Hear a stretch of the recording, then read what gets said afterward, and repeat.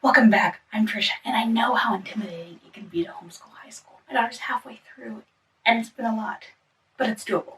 And that's what this series is.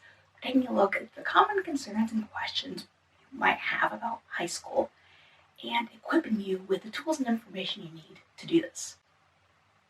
And so today we're going to look at curriculum, specifically the different types of homeschool curriculum that you can have for high school, and some things to consider when you're choosing one. If you want to skip ahead to that part, the timestamp will be down below. I'll try to put it right here too. And the links and other things I mentioned will be down there, as well as a free PDF, which I'll talk about in a bit. So all that will be down there, and let's get started. So types of curriculum, we'll start out with things that are more mom-centered and then move to an outsourced one. So for example, textbooks.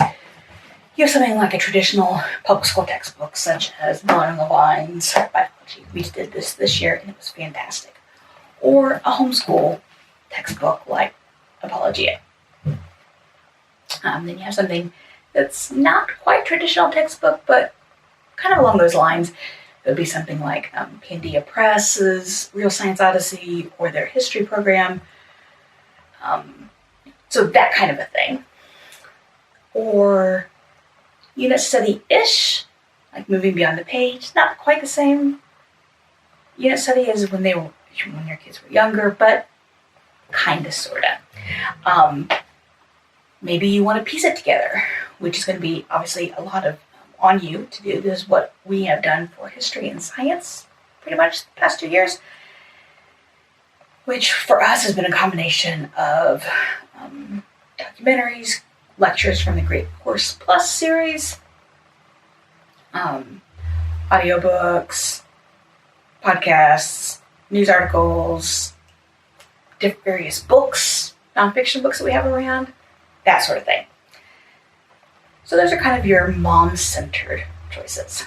For your outsourced classes, you can kind of start out with something like self-paced classes such as Derek Owen's or Khan Academy, the edX series, which are college courses that are available for free, such as they come from all kinds of places, including like Yale, Stanford, state colleges. And in those, you get your program entirely, and you do work at it on your own pace. However long it takes you is however long it takes you. Derek Owens does have an option where you can send in your work and tests for them to grade, if that's what you want. He does science and math classes. Then you move into something that's like about the closest thing you're going to get to a classroom in the situation outside of dual enrollment, and that would be live classes. Some place or schools like Well-Trained Mind Academy, Blue Tent, Next Level, myhomeschoolmathclass.com, which is one of our favorite ones that you've probably heard me talk about. In those, you meet live in whatever video platform that place offers, and they take care of the grading and the assignments. They do it all. Your job is solely to kind of guide your child along and make sure they're staying on top of things. Then there are programs that are more of kind of an independent study.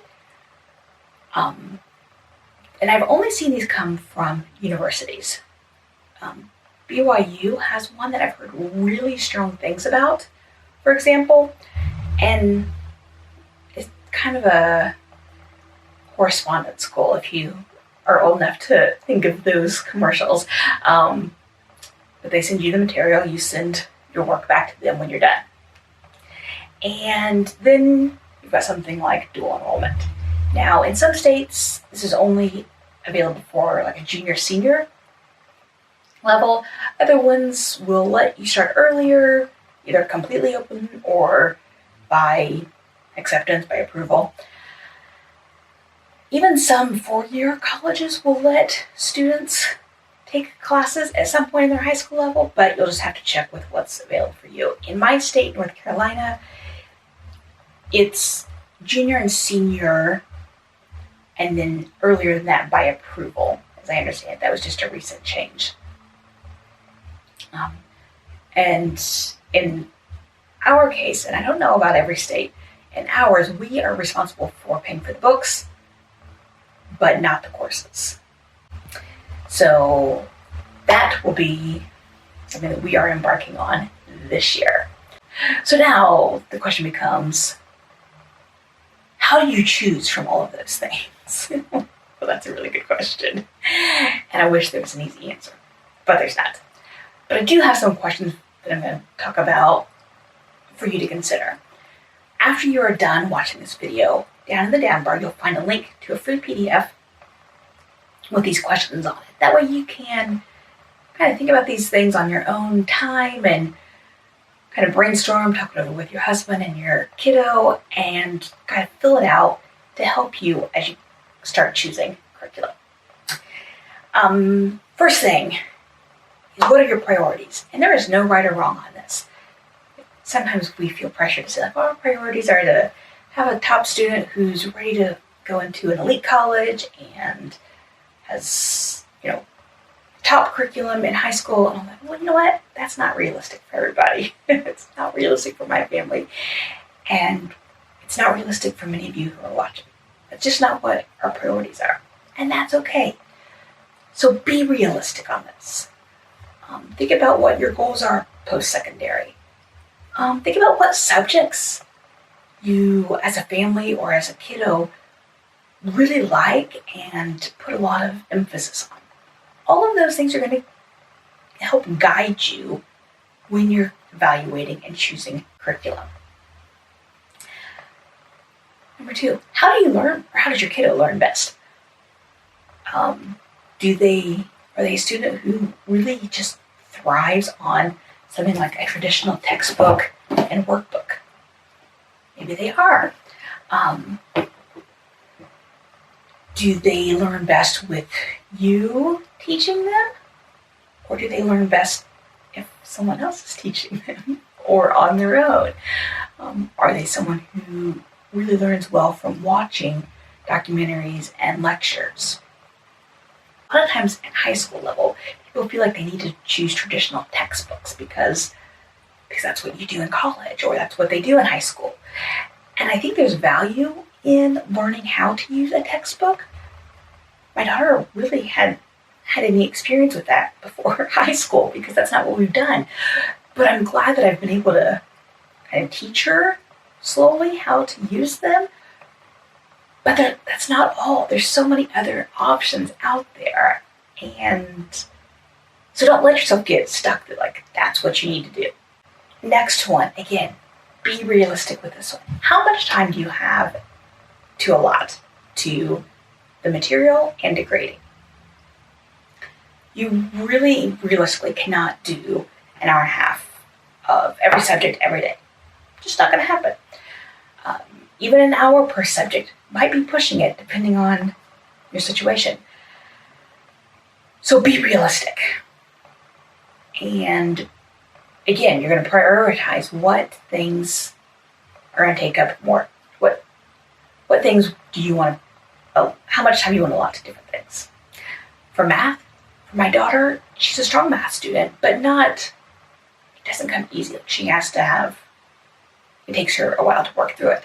For her, most days are an hour a day for math. Biology this year was 45 minutes-ish a day.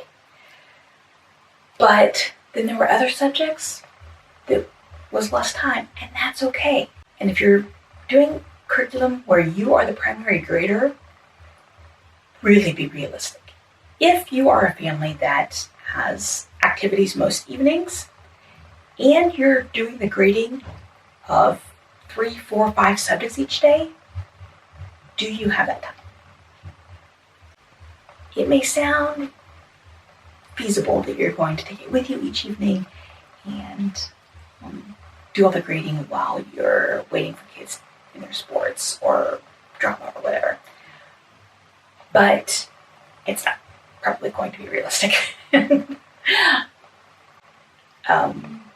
So really think about that, because it's the little things sometimes that can trip us up and make us feel like this high school stuff is really difficult.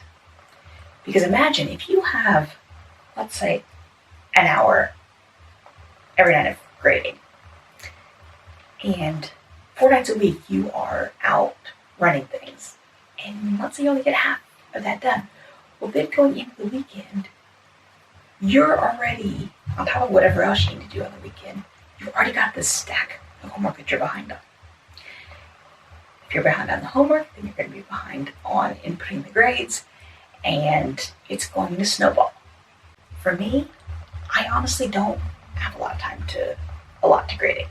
I have more time than I could make more time than what I have had to so far. But it's just tight. And so I do limit how much grading I actually have to do. And so that does influence what we choose to use. What does your teen like? Teens, they have strong opinions. So let them look over the curriculum choices and let you know what they're drawn to, what they're not drawn to. Give them that ownership. Yes, you're still the arbiter as the parent, but they should get to feel that sense of ownership and respect that you're listening to what they have to say about their programs, about what they're going to be doing, because they are the ones who are going to be doing the bulk of the work. And if they hate everything you've chosen, it's going to be a really long year for you, I promise. What are your strengths and weaknesses? For me, I love to teach math. I love doing math, but it takes up a lot of my time. So while it's a strength, I've kind of moved it towards the weakness category because it's something that just takes up so much time in my day. So we've outsourced it. English, I can write it well. I can write well. I can teach it, but I can't teach my daughter well. So our relationship was suffering from writing and literature. So we chose to outsource our first 2 years of high school. This year we're going to move her home with it, but she did it through our co-op. It was enough to get her over that hump of where our relationship just suffered from it. So it's not just about what you teach well and what you don't teach well, but also where your relationships are going to suffer. I put that in the category of weaknesses.